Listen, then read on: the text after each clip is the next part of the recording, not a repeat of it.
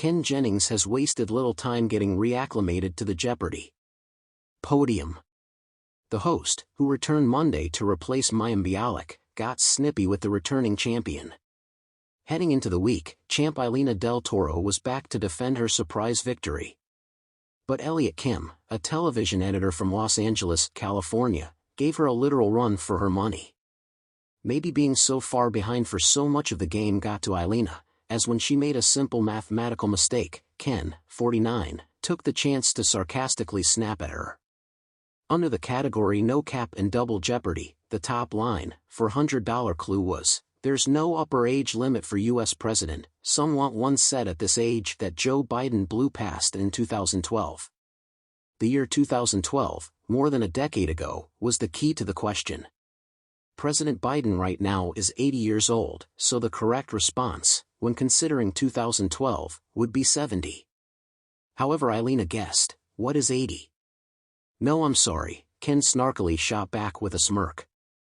The president's not in his early 90s yet. Ken then gave the correct response, what is 70? Star Trebek. In a Reddit chat room, fans felt sympathy for the incorrect response.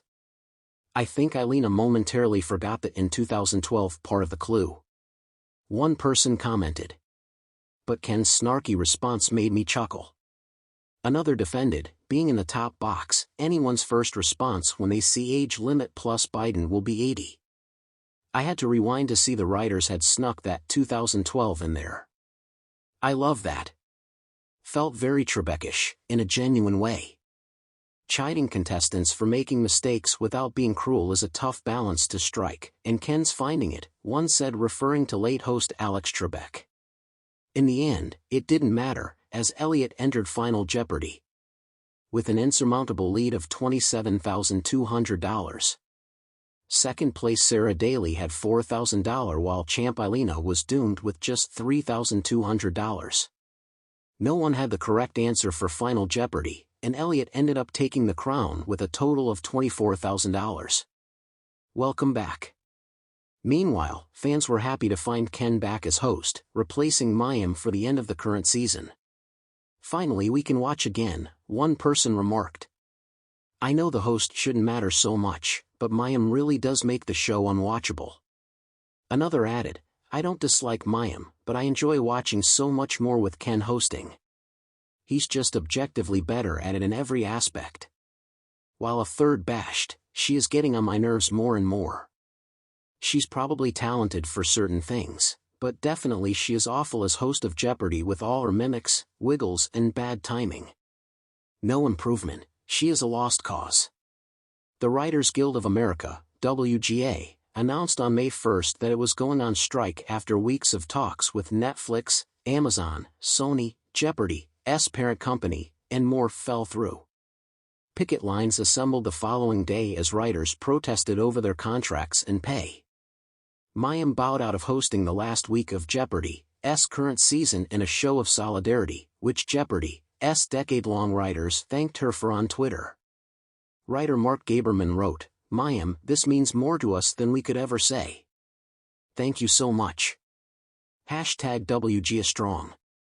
Longtime writers Billy Wiss and Michelle Loud, striking as well, also recently told Variety, our words are on the screen every night. There is no Jeopardy without writers. Without us it's just an empty blue screen. Jeopardy! Features a small staff of WGA writers, and the clues were theoretically also written well in advance of the strike. Ken was supposed to be off the board until the next season begins in September, and Ken has been criticized on social media for returning to the set as a result. In May, just after the strike began, Ken sent out an ill-timed promotional tweet for a trivia book he wrote. The game show millionaire also shared the cover of his new trivia book under the tweet, while prompting his near 500,000 followers to buy it. The tweet wasn't received well by many fans, who called Ken a scab for stepping back and during the strike. One person replied at the time, "You're a writer? Interesting." Another wrote, "Oh man. You should have waited until after it came out to scab. Literally turned thousands of potential readers like me onto someone unable to support it." More than a month later, Ken finally defended the controversial move, insisting that the show's episodes were already locked. He tried to diffuse the bitterness, complimenting the picketers to the Desert News. "You would not believe the work our amazing writers do, and they're Emmy Award-winning. We cannot wait for the strike to be resolved so we can get our writers back. We're just hoping the writers get the fair deal they deserve, and we can get back in time to the fall." As the latest episode of Jeopardy aired, fans were buzzing with excitement, eager to see the return of Ken Jennings as host. Jennings, known for his quick wit and dry sense of humor, had cultivated a loyal following as he seamlessly transitioned from being the all-time Jeopardy champion to stepping behind the iconic host's lectern. But tonight, things felt different. The atmosphere on social media began to shift from enthusiasm to discomfort as viewers noticed something peculiar in Jennings' interactions with the reigning champion, Max Walters. Max, a history professor from Boston, had been dominating the game for several nights, his calm demeanor and encyclopedic knowledge making him a fan favorite. Tonight, however, Max seemed a little off his game. While still holding a substantial lead, his confidence was noticeably shaken after a few missed questions early in the episode. But it wasn't the missed answers that caught fans' attention, it was Jennings' responses to them. As the game progressed, Max found himself facing a daily double in the world leaders category. Confidently, he wagered $5,000, a large sum considering his slight discomfort earlier. The clue popped up: this 19th-century British Prime Minister is known for his rivalry with William Gladstone. Max furrowed his brow, taking a few moments to consider his options before responding, "Who is Disraeli?"